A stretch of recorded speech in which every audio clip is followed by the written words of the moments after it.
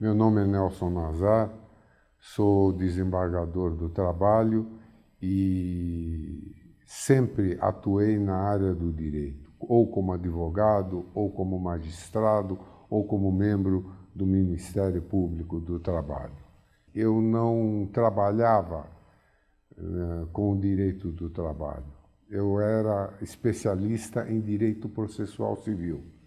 E num dado momento, no tempo que eu era advogado, surgiu na empresa onde eu trabalhava um foco de reclamações trabalhistas e que precisava que alguém tomasse conta dele, que ficasse responsável por aquelas ações. E ninguém conhecia direito do trabalho. Então, imaginou-se o seguinte, qual é a área mais próxima? Como eu estava em Direito Processual Civil, porque eu já estava lá na Pontifícia Universidade Católica na cadeira de Direito Processual Civil, me veio a oportunidade de eu fazer esse contato com o direito do trabalho em função de 2 ou 3 reclamações trabalhistas contra a empresa. E foi assim que eu comecei a gostar do ramo do direito do trabalho. E foi quando, então, eu decidi fazer o concurso para o Ministério Público do Trabalho, em 82, fui aprovado em 83 e, posteriormente, vim para o tribunal. De 71 a 82, eu advogava normalmente para empresas, para as pessoas, e com isso eu fui tendo contato com o direito e depois, posteriormente, com o direito do trabalho.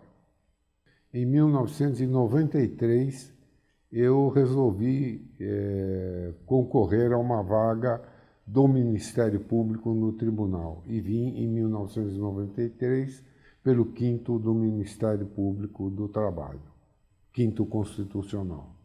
Naquele tempo, o tribunal ele não tinha, por exemplo, os recursos que possui hoje, os recursos especialmente de informática, de comunicações, né? E naquele tempo, então, no prédio da Rua da Consolação, que foi onde eu iniciei na 2ª turma do Tribunal Regional do Trabalho da 2ª Região. Não existe processo mais importante do que o outro. O que é pequenininho para uma grande massa de recursos, não é? Para o pequeno trabalhador, às vezes é uma grande conquista. Agora, existem aqueles processos que vinculam e que veiculam a estrutura e a vida econômica e política do país. Por exemplo, aqueles que cuidavam dos direitos atinentes aos reajustes salariais, ao poder normativo da Justiça do Trabalho. Todos esses realmente traziam muitas consequências, mas não existe processo bom e processo ruim, processo grande ou processo pequeno. O processo é importante para o destinatário que tem interesse nele. Foi nesse instante que se percebeu, por exemplo, a estrutura daquilo que no tempo da ditadura não existia e que era, por exemplo, o direito de greve, passou a ser um direito e não mais uma infração como era anteriormente. Com a Constituição Federal de 1988, o Ministério Público adotou uma postura muito importante perante as instituições. Isso não trazia, basicamente, interesse em compor os tribunais pela via do 5º Constitucional, em especial na Justiça do Trabalho.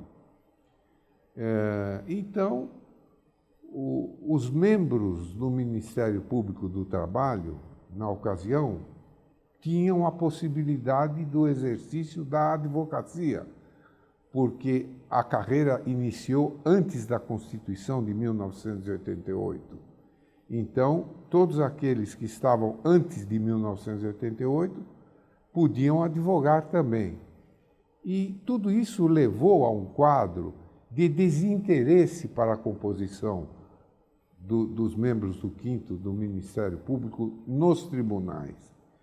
E esta, no meu modo de ver, foi a principal razão que ficou tanto tempo sem preencherem as vagas do 5º Constitucional na Justiça do Trabalho.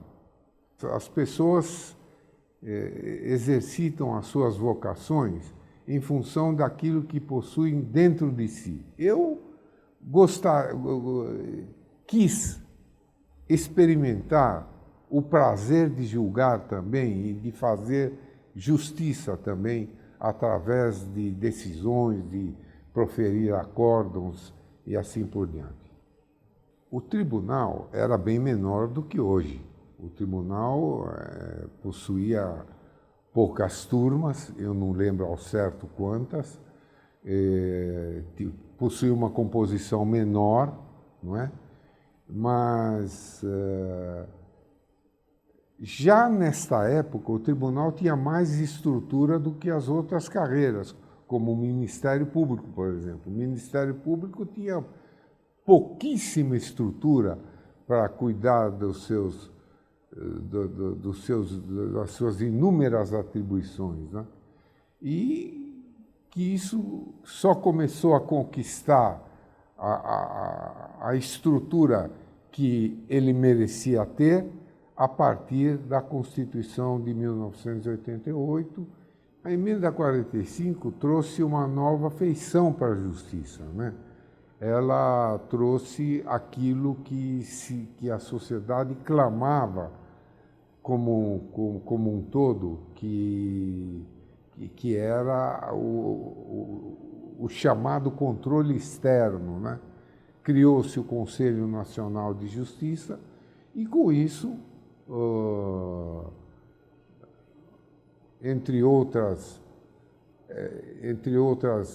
inovações que a Emenda 45 trouxe, uma nova feição veio para a Justiça do Trabalho e que está ligada à questão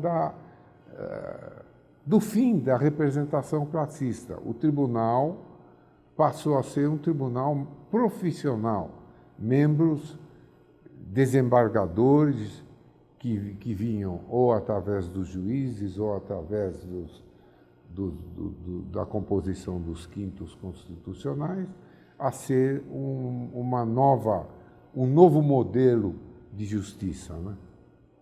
Houve um tempo em que a tecnocracia, especialmente a tecnocracia estruturada pelos economistas, imaginavam que, através de pacotes, a realização de pacotes econômicos tecnicamente perfeitos, poderiam trazer justiça. E o que se verificou foi que isso não aconteceu. Não aconteceu. Os pacotes geralmente traziam muito mais problemas do que soluções. Eu não imaginava que eu fosse ser eleito presidente do tribunal. E um grupo de colegas, um grupo de juízes, me empurraram para concorrer aos cargos de direção. Primeiro ao cargo de vice-presidente judicial e, posteriormente, ao cargo de presidente do tribunal. Era um momento de transição e, naquele instante, nós éramos obrigados a implementar novas regras de direito coletivo, novas estruturas para o direito individual, enfim, foi muito importante e, neste sentido, né, na evolução dos caminhos do direito do trabalho. Para mim, foi um desafio que eu cumpri com muita alegria e com muito prazer. Apesar da grande responsabilidade que esse cargo trouxe para mim.